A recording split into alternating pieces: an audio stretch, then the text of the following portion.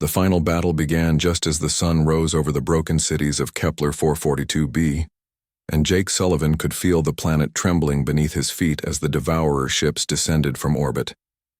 The enemy had finally realized that someone was interfering with their feeding ground, and they were coming down in force to eliminate the threat. Captain Lisa Brooks stood in the command center that had been set up deep in the mining tunnels and watched the tactical displays that showed dozens of black ships breaking through the electromagnetic storm that surrounded the planet. The Devourers moved like predators that had detected prey, and their energy weapons were already charging for the attack. "All teams report ready," came the voice of Staff Sergeant Maria Gonzalez over the communication channel as her Marines took up defensive positions.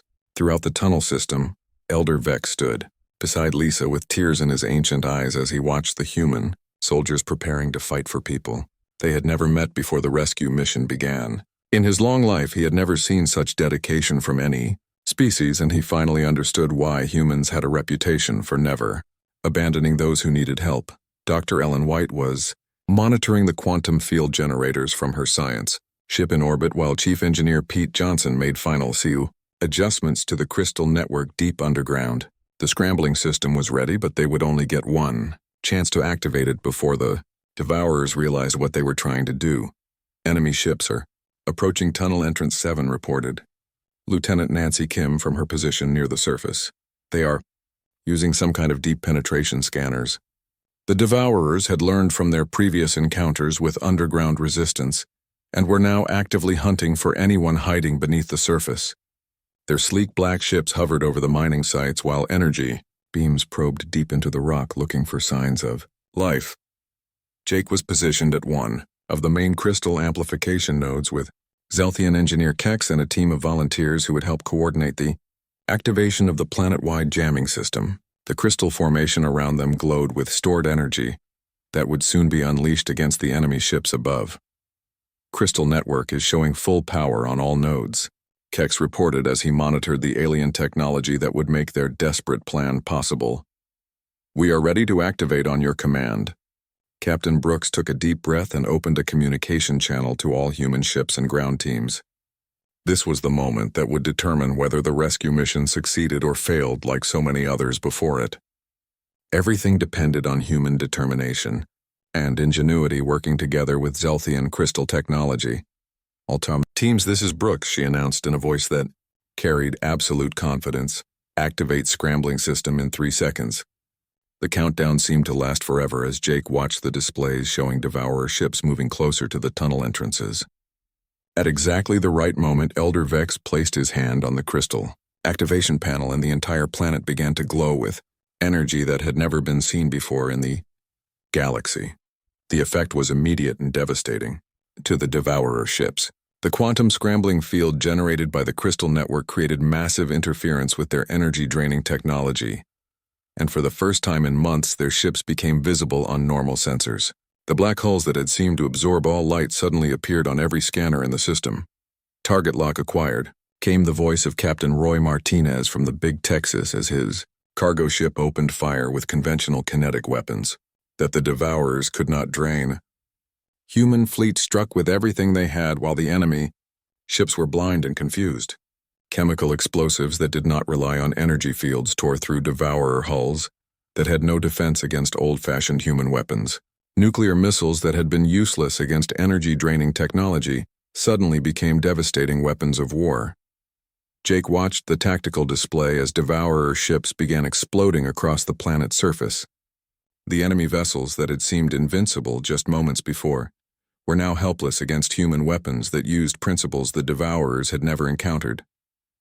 But the battle was far from over. The largest Devourer ship was still operational and was fighting back with weapons that did not depend on energy-draining technology. This was clearly the command vessel, and it began directing the remaining enemy ships in a coordinated counterattack.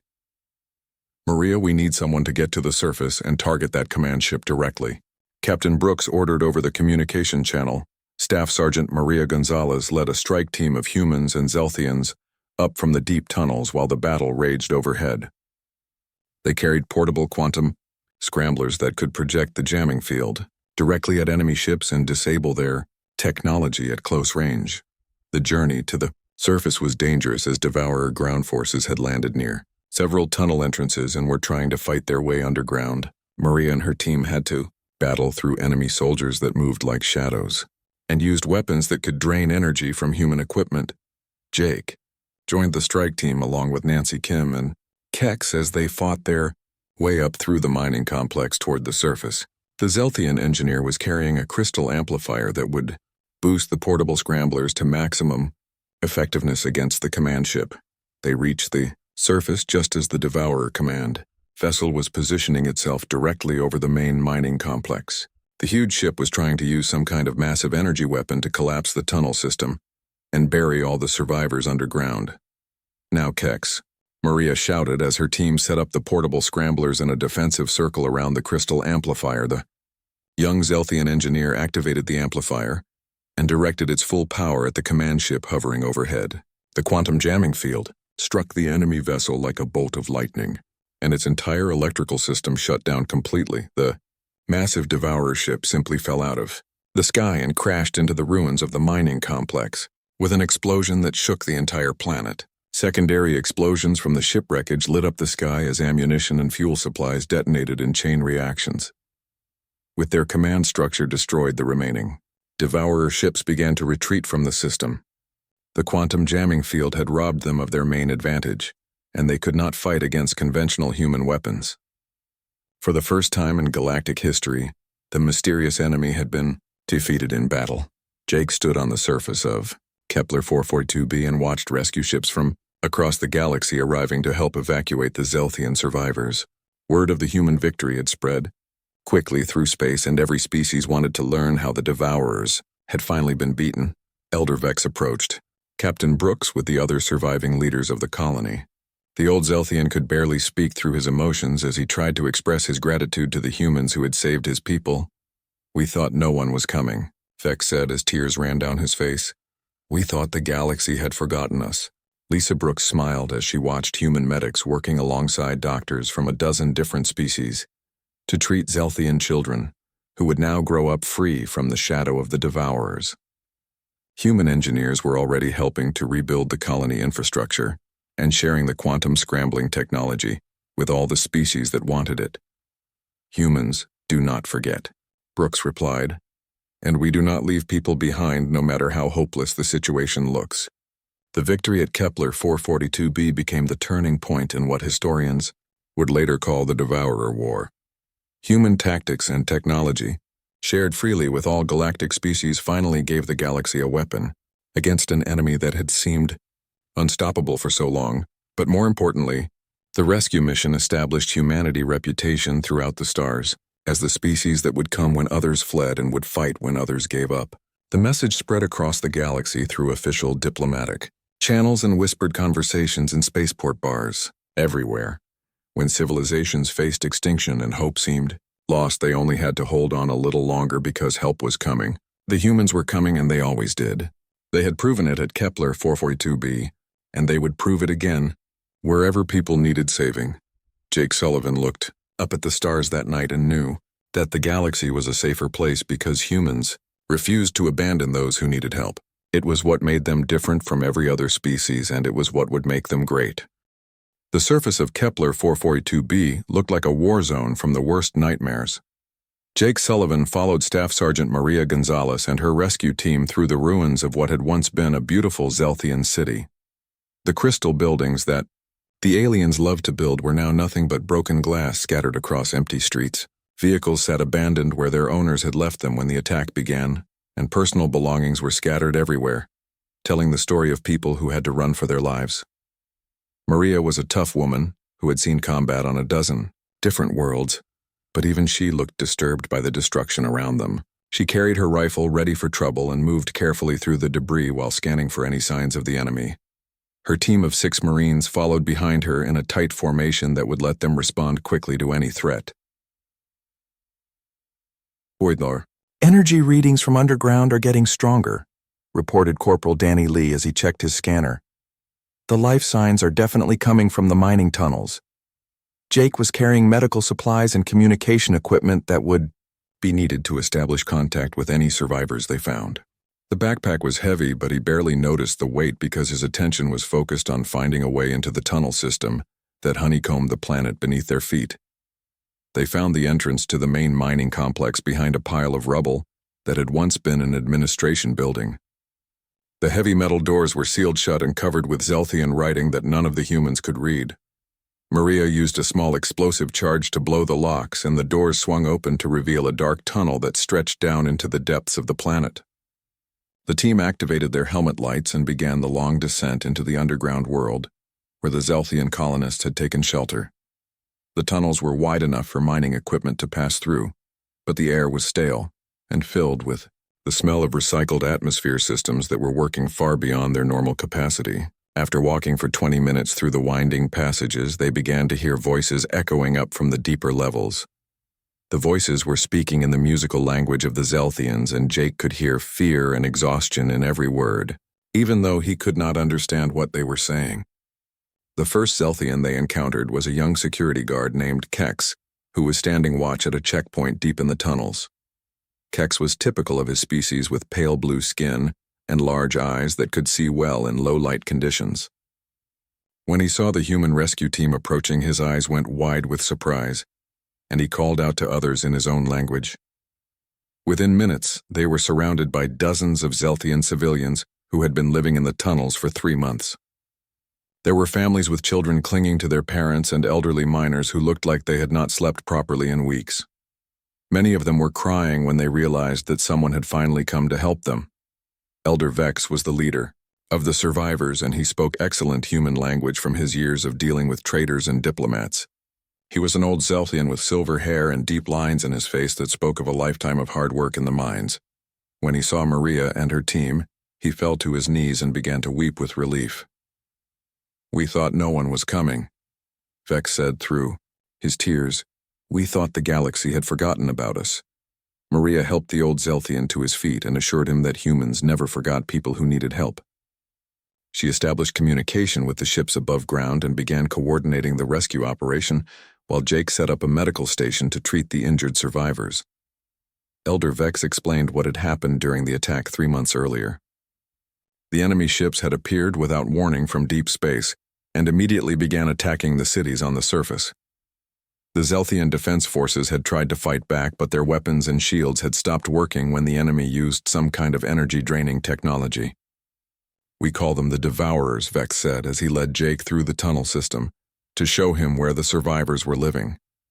"They consume energy and technology and life itself." The Zelthians had managed to evacuate most of the population into the deep mining tunnels before the surface defenses completely collapsed. The tunnels were hundreds of meters underground and shielded by natural rock formations that helped hide them from the enemy scanners. They had emergency supplies of food and water, but those supplies were running very low after 3 months.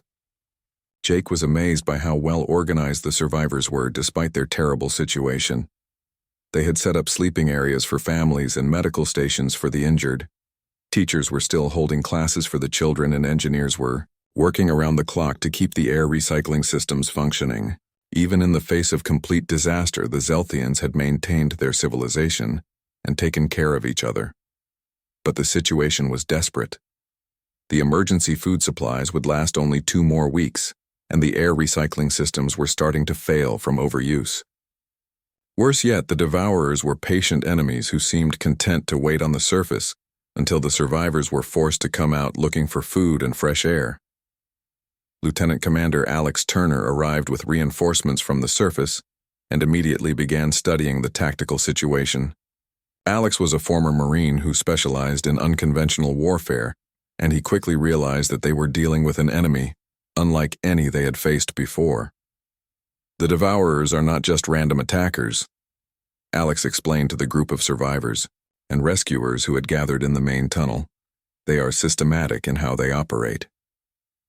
Through careful questioning of the survivors, Alex learned that the Devourers had been observing the colony for weeks before they attacked.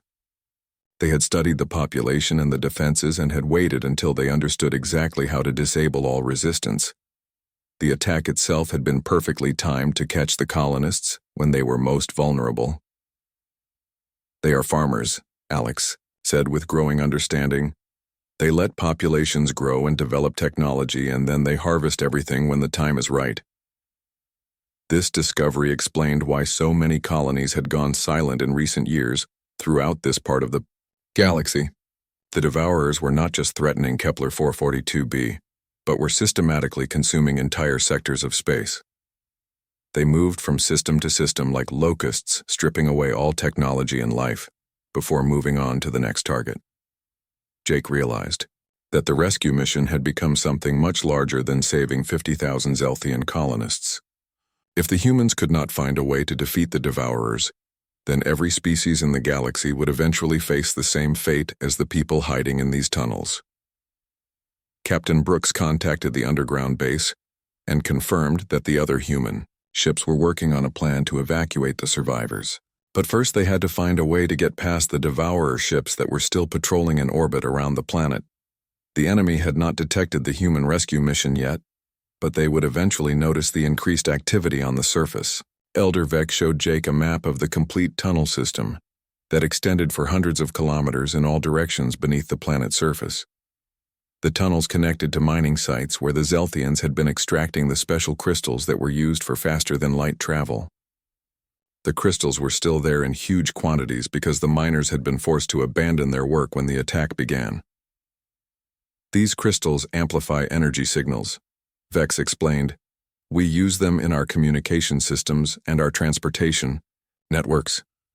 Jake stared at the map and began to form an idea that might give them a chance against the Devourers. If the crystals could amplify energy signals, then maybe they could be used to create some kind of weapon or defense system that would work against enemies who fed on energy. It was a desperate plan, but desperate times called for desperate measures. The underground war was about to begin. 4 days later, the 3 human ships dropped out of hyperspace at the edge of the Kepler 442 system, and what they saw made everyone on the bridge stop talking.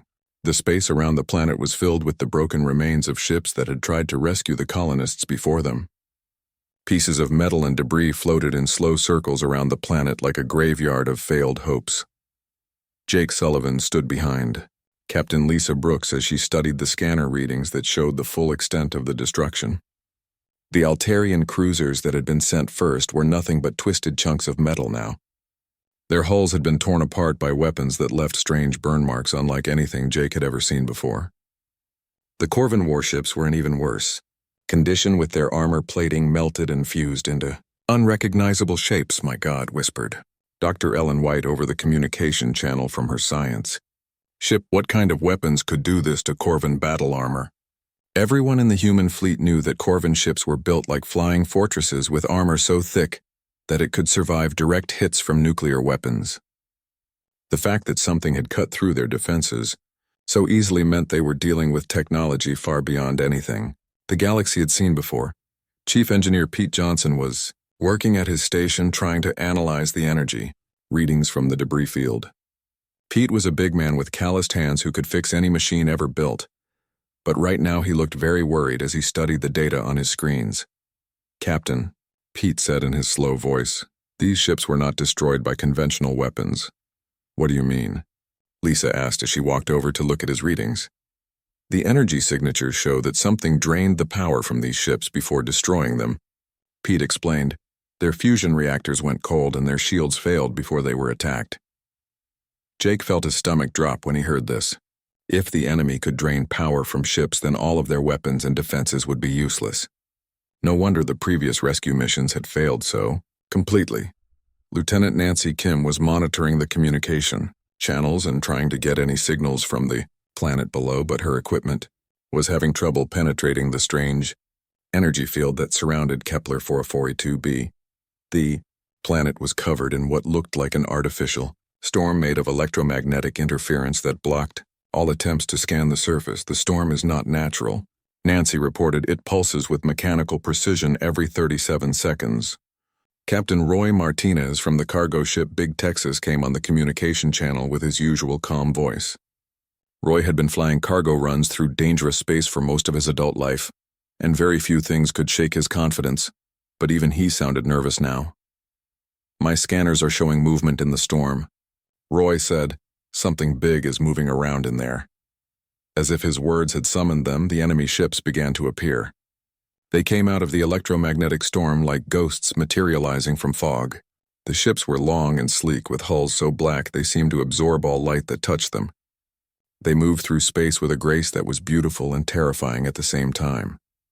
Jake counted at least 12 of the strange vessels as they formed up in a line between the human fleet and the planet. The enemy ships were smaller than human cruisers, but something about the way they moved made it clear they were very dangerous. "All ships prepare for combat," Captain Brooks ordered over the fleet communication channel. The first enemy ship fired without warning. A beam of dark energy shot out from its front section and struck the shields of the rising dawn. Jake watched in horror as their shield generators began to fail, even though the beam had not been particularly powerful. The energy from their shields was being drained away and fed back to the enemy ship. "Shields down to 60%, reported Lieutenant Kim, and still falling.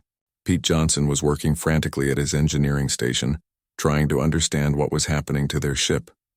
His big hands moved quickly over the control panels as he rerouted power and tried different frequencies, but nothing seemed to work. "They are draining our energy through some kind of quantum field," Pete said. "Our shields cannot stop it." More enemy ships began firing, and the human fleet found themselves in serious trouble very quickly. The Big Texas took a direct hit, and Captain Martinez reported that his cargo holds were losing atmosphere.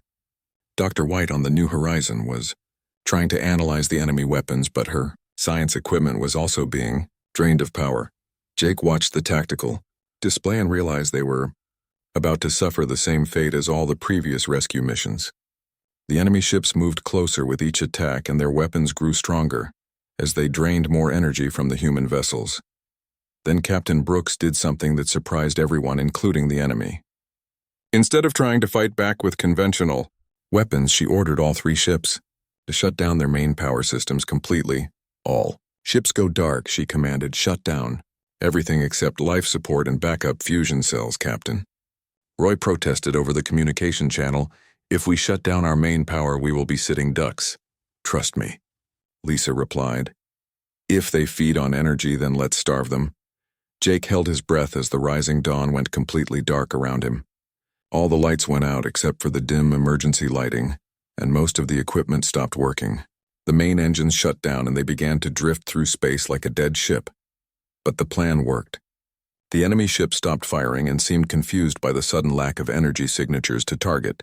Their sleek black hulls turned back and forth as they searched for the human ships that had seemed to vanish from their sensors. Working on backup power and using only manual controls, the 3 human ships began to move slowly toward the planet. They used small chemical thrusters that produced very little energy signature and navigated by looking out the windows like sailors from ancient times. The journey to the planet took 6 hours of careful flying, but the enemy ships never detected them. The black vessels continued to patrol the area where the human fleet had been, but they could not find ships that were running almost completely cold. Captain Brooks kept the fleet communications to short whispered messages to avoid being detected.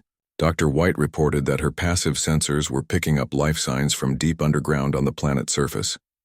The Zelthian colonists were still alive and hiding in the mining tunnels. As they approached the planet, Jake could see the ruins of the Zelthian cities on the surface. The beautiful crystal spires that the aliens were famous for building were now broken and dark. Streets that had once been filled with families going about their daily lives were empty and covered with debris. But the important thing was that the life signs underground were strong. Thousands of Zelthians were still alive in the deep mining tunnels where they had taken shelter when the enemy attacked. The humans had found what they came looking for, but now they had to figure out how to rescue 50,000 people from a planet surrounded by ships that could drain energy from anything that moved. Jake looked at Captain Brooks and saw the determination in her gray eyes. She had gotten them this far by thinking differently than all the other rescue missions that had failed. Now she would have to find a way to save all those people and get them off the planet before the enemy ships discovered what the humans were trying to do. The real work was just beginning. The mining colony on Kepler 442b had been quiet for 3 months, and nobody knew why. The planet was home to 50,000 Zelthian miners and their families who worked day and night to dig up special crystals that helped spaceships travel faster than light. These crystals were very important to every species in the galaxy because without them no one could travel between star systems quickly. Commander Jake Sullivan sat in his chair on the bridge of the human ship Rising Dawn and stared at the message that had just come through their communication system. The message was broken and full of static noise, but he could still hear the fear in the alien voice that spoke through the crackling speakers. The Zelthian voice was shaking with terror as it said the words that would change everything. "Unknown vessels approaching from deep space," the voice said between bursts of static. "Overwhelming. Force detected on all scanners." There was a pause filled with the sound of explosions in the background. "Children are hiding in the deep mining tunnels." Below the surface, another pause and more distant sounds of destruction. "If anyone receives this message, please help us." Then the message cut off completely and there was only silence. Jake had been patrolling the Outer Rim territories for 6 months now and had never heard anything like this before. The Zelthians were peaceful people who never bothered anyone and just wanted to mine their crystals and live quiet lives. They had families and schools and hospitals, just like humans did. And the thought of them being attacked by unknown enemies made Jake feel sick to his stomach. He walked over to the communication station where Lieutenant Nancy Kim was trying to clean up the signal and get more information. Nancy was young but very good with technology and could usually fix any problem with their equipment. She looked up at Jake with worried eyes and shook her head slowly. "I cannot get any more from the message, sir," she said. "Whatever happened there happened 3 months ago, and this message has been bouncing around space ever since, trying to find someone to receive it." Jake nodded and walked back to his command chair while thinking about what to do next. He had heard rumors about colonies going silent in this part of the galaxy, but the Galactic Trade Federation always said it was just equipment failures or natural disasters. Now he was starting to think there might be something much worse happening out there. Captain Lisa Brooks entered the bridge at that moment, and Jake could see from her face that she had been listening to the message too. Lisa was his commanding officer and one of the toughest people he had ever known. She had short brown hair and steel gray eyes that never showed fear even in the worst situations. She had been in space for 20 years and had seen more battles than most soldiers could imagine. "What do we know about the Kepler 442 system?" Lisa asked as she walked over to the navigation station where Chief Navigator Roy Martinez was pulling up star charts on his screen. Roy was an older man with graying hair who had been flying between stars since before Jake was born. He knew every trade route and space lane in this part of the galaxy and could navigate through the most dangerous areas without breaking a sweat. He looked at the star charts for a few seconds before answering. "The system is about 4 days away at maximum speed," Roy said. "But according to official records, it has been marked as a restricted zone for the past 2 months. "Restricted by who?" Lisa asked with a frown. "The Galactic Council," Roy replied. "They sent 3 different rescue missions to check on the colony, but none of them ever came back." Jake felt a chill run down his spine when he heard this. 3 rescue missions had disappeared completely without sending back even a single message. That meant whatever was in the Kepler 442 system was dangerous enough to destroy entire fleets of ships. Lisa walked over to the main display screen and brought up information about the previous rescue attempts. The first mission had been sent by the Altarian Defense Force and consisted of 5 heavy cruisers with enough firepower to level a small moon. The second mission was from the Corvin Empire and included their best warriors and most advanced weapons. The third mission had been a joint effort by several smaller species working together. All of them had vanished without a trace.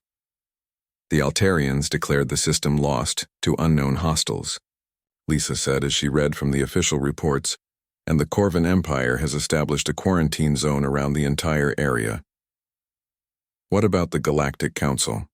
Jake asked. "Are they planning to send more ships?" Lisa shook her head with disgust. "They have written off the entire colony and moved on to other problems." Jake could not believe what he was hearing. 50,000 innocent people were trapped on that planet, and the most powerful governments in the galaxy had simply given up on them. He had always known that humans were different from other species, but this made the difference very clear. "We cannot just leave them there," Jake said, and he could hear the anger in his own voice. Lisa looked at him for a long moment and then smiled in a way that told Jake she had already made her decision. She turned to address the entire bridge crew, and her voice carried the authority that had made her one of the most respected captains in human space. "Set course for the Kepler 442 system." She ordered maximum speed, Captain. Roy said carefully. The other ships in our patrol group are scheduled to meet us at the Vega station in 2 days. Send them a message. Lisa replied, Tell them we have a rescue mission to complete first. Jake watched as the crew began preparing the ship for the jump to hyperspace. He knew that Captain Brooks was taking a huge risk by going to a system that had already claimed so many lives, but he also knew that this was what made humans special. Other species might give up when things looked hopeless, but humans never abandoned people who needed help. The Rising Dawn was not alone in its mission. 2 other human ships had picked up the same distress signal and decided to join the rescue attempt. The cargo hauler Big Texas under Captain Roy Martinez was carrying supplies and medical equipment that would be needed to help any survivors they might find. The science ship New Horizon, commanded by Dr. Ellen White, had the best sensors and analysis equipment in the fleet. Together, the 3 human ships jumped into hyperspace and began the 4-day journey to a system that the rest of the galaxy had already given up for dead. Dr. Ellen White had been studying the energy readings from the Devourer ships for 12 hours straight, and she was starting to understand how their technology worked. The science lab on her ship, New Horizon, was filled with data screens showing wave patterns and frequency charts that would have been meaningless to most people, but Ellen could read them like a book written in mathematics and physics. Pete, you need to see this. Ellen called over the communication channel to Chief Engineer Pete Johnson, who was working on the Rising Dawn. Pete appeared on her main screen, looking tired but alert. Behind him, Jake Sullivan and Lieutenant Nancy Kim were working at computer stations trying to coordinate the rescue operation with the teams underground. The past 2 days had been exhausting for everyone as they tried to figure out how to fight an enemy that could drain energy from any conventional weapon or defense system. The Devourer technology works on specific quantum frequencies. Ellen explained as she showed Pete her analysis. They lock onto energy signatures and then drain power by creating a resonance effect. Pete studied the data for several minutes while Ellen waited patiently for him to understand what she had discovered. Pete was not a scientist, but he was one of the best engineers in the human fleet and could usually grasp complex technical concepts quickly. So they tune into our energy systems like a radio picking up a broadcast signal, Pete said slowly, and then they reverse the flow to steal our power. Exactly, Ellen replied. But what if we could rapidly change our energy frequencies so they could not lock on to us? Like changing radio stations faster than they can follow, Pete said with growing excitement. We could make our technology invisible to their draining systems. Ellen nodded and began showing Pete the technical specifications for a frequency scrambling system that she had been designing. The system would require modifications to every piece of human equipment, but it was theoretically possible to build with the resources they had available. Meanwhile, underground, Jake was working with Zelthian engineer Kex and young pilot Nancy Kim to explore the crystal mining network that extended throughout the planet. The tunnels were vast and complex with mining equipment, still sitting where the workers had abandoned it when the Devourers attacked 3 months earlier. Nancy was examining one of the large crystal formations that the Zelthians used for their faster-than-light communication systems. The crystal was beautiful with internal structure that seemed to glow with its own light even in the dim tunnel illumination. Nancy had always been good with technology, and she could see possibilities that others might miss. Elder Vex, Nancy, called to the old Zelthian leader. You said these crystals amplify energy signals. Yes, Vex replied as he walked over to join the conversation. We use them to boost communication signals across interstellar distances and to power our transportation networks. What if we could use them to amplify a disruption signal instead of a communication signal? Nancy asked. Could we turn the entire planet into a giant jamming device? Kex, the young Zelthian engineer, looked at Nancy with surprise, and then began examining the crystal formation with new interest. He had worked in the mine since he was old enough to hold tools and understood the crystal technology better than almost anyone else on the planet. The crystal network extends through most of the underground tunnel system, Keck said thoughtfully. If we could connect them all together, we might be able to create a planet-wide amplification field. Jake realized that Nancy and Kex were onto something important. If they could use the Zelthian crystal technology to broadcast Ellen's frequency scrambling system across the entire planet, Then they might be able to blind the Devourers to all energy signatures in the area. Captain Roy Martinez arrived underground, with supplies and equipment from his cargo ship Big Texas. Roy had been making regular trips between the surface and the tunnels to bring food and medical supplies to the survivors. But this time, he was carrying something different. His cargo holds were filled with electronic components and quantum field generators that Ellen had requested for her scrambling system. "We have enough equipment to build about 50 scrambling devices," Roy reported as his crew began unloading the cargo. "But Ellen says we need to install them throughout the crystal network to make the system work." The next phase of the operation required close cooperation between humans and Zelthians as they worked together to install the quantum scramblers at strategic points throughout the mining tunnel system. The work was dangerous because they had to go deep underground where the air was thin and the tunnels were unstable from years of mining operations. Staff Sergeant Maria Gonzalez led security teams that protected the work crews as they moved through the tunnels installing equipment. Maria had been a soldier for 15 years and had learned to expect trouble in any dangerous situation. The Devourers had not yet discovered the human rescue operation, but that could change at any moment.